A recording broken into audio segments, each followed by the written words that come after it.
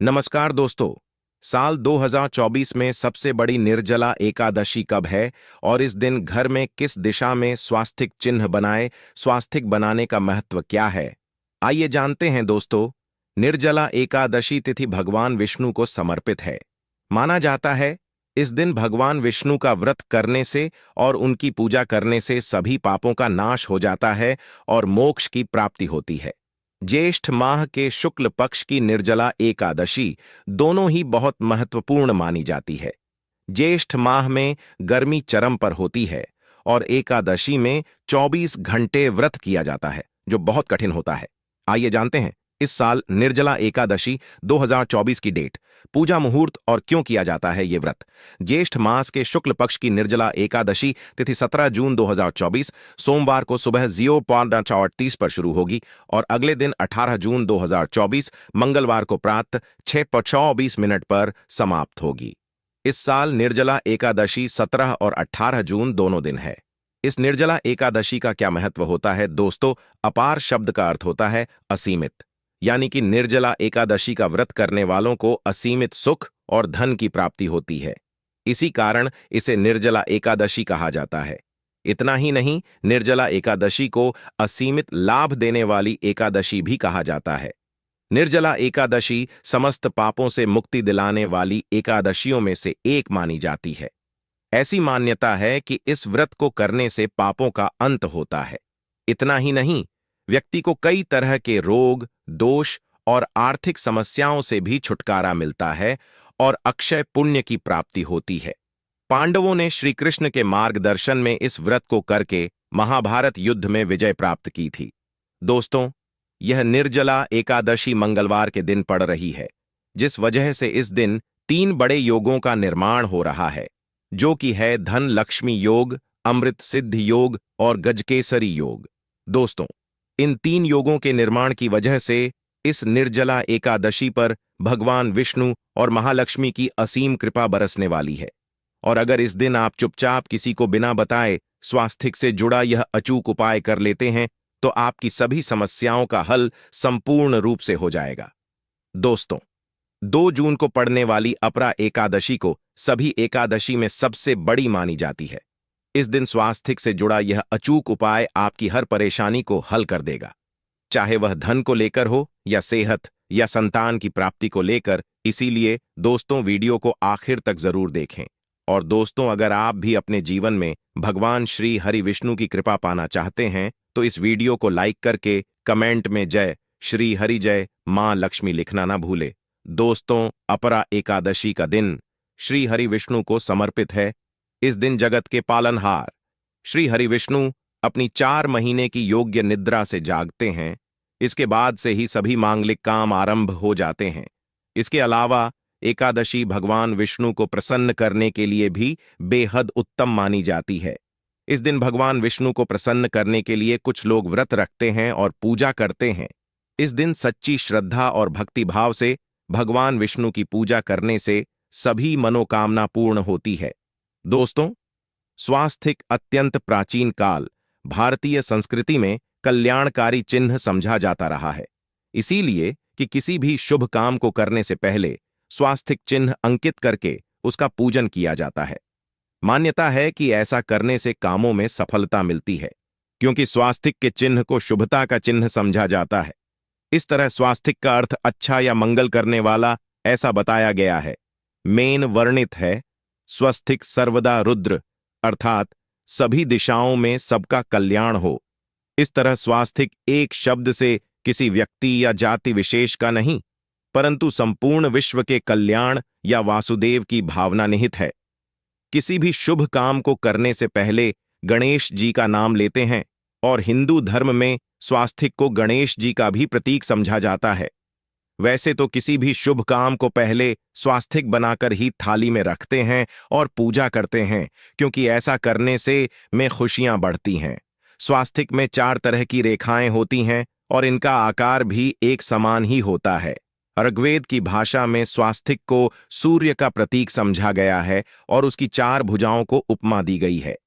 पौराणिक मान्यता है कि 4 दिशाओं यानी पूर्व, पश्चिम, उत्तर, दक्षिण की ओर यह 4 भुजाएं इशारा करती हैं और हिंदू धर्म में इनको 4 वेदों से जोड़कर भी खा जाता है, यानी ऋग्वेद, यजुर्वेद, अथर्ववेद और सामवेद। स्वास्तिक की 4 रेखाएं सृष्टि से रचनाकार भगवान ब्रह्मा के 4 सिरों को दर्शाती हैं और 4 पुरुषार्थ यानी 4 आश्रम, 4 लोग, 4 देवों यानी ब्रह्मा, विष्णु, महेश और गणेश की तुलना भी की गई है।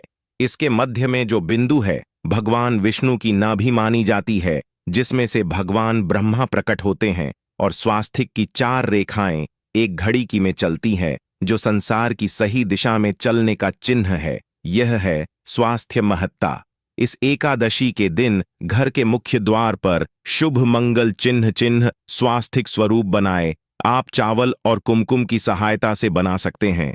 चावल और हल्दी के घोल से बना सकते हैं, या फिर कुमकुम यानी सिंदूर और घी, सिंदूर और तेल मिलाकर के भी बना सकते हैं। ऐसा करने से वास्तु दोष दूर हो जाता है। इससे मनोकामनाओं की पूर्ति हो जाती, घर से क्लेश, कलह, बेचैनी दूर हो जाती है। तंत्र मंत्र क्रिया से भी रक्षा होती है। इसे शुभ काम के पहले अंकित किया जाता है, क्योंकि स्वास्तिक को मान, सम्मान, सफलता और उन्नति का प्रतीक समझा जाता है। स्वास्तिक हर दिशा से देखने पर एक ही सम्मान लगता है। आपने उल्टा स्वास्तिक की देखा होगा, परंतु उल्टा स्वास्तिक के उपाय अलग होते हैं और सीधे स्वास्तिक के उपाय अलग होते हैं। अगर जीवन बहुत परेशानियां हो तो एकादशी के दिन तांबे या चांदी का स्वास्तिक प्राण प्रतिष्ठा करवाकर घर की चौखट पर लगवा दो। बाजार से अलग अलग साइज के मिल जाते हैं, उसे लाकर पूजा घर में रखकर पूजा करें। इससे घर में लक्ष्मी का वास हो जाता है। लक्ष्मी प्राप्ति हेतु चांदी का स्वास्तिक नवरात्रों में भी लगाया जाता है, परंतु सबसे अच्छा है कि सिंदूर और घी या तेल मिलाकर के यह, या फिर चावल और हल्दी के घोल से बना दे के मुख्य द्वार पर स्वास्तिक बनाते हैं तो ज्यादा बड़ा मत बनाइए। 9 अंगुल से बड़ा बिल्कुल नहीं होना चाहिए। 3-4 अंगुल का बनाइए, यह उत्तम होगा। अगर आपके घर के सामने पेड़ या खंभा है तो वास्तु दोष उत्पन्न होता। ऐसे में वास्तु दोष के प्रभाव को स्वास्तिक रोकता है। स्वास्तिक का चिन्ह देवता को प्रसन्न करने के लिए खासकर बनाया जाता है।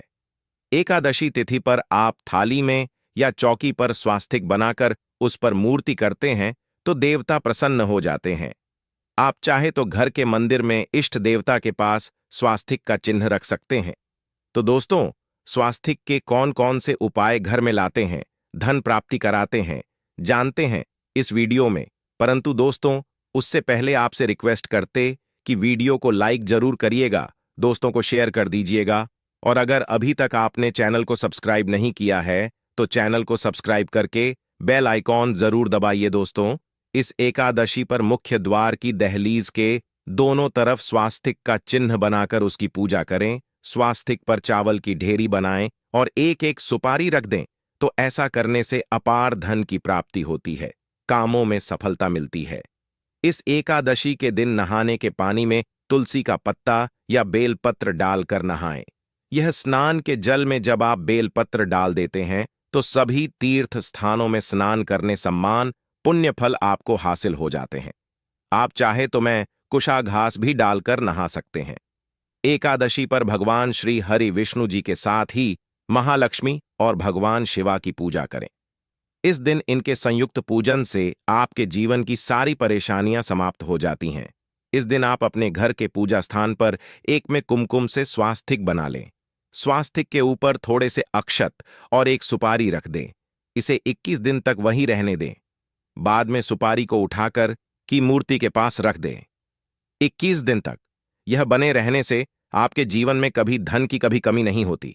इस एकादशी पर आप यह उपाय कर लेंगे तो लंबे समय तक यह आपको लाभ देता रहेगा। पितरों की कृपा पाने के लिए भी स्वास्तिक काम आता है। इसके लिए स्वास्तिक का चिन्ह घर के मुख्य द्वार के गोबर से बनाना चाहिए।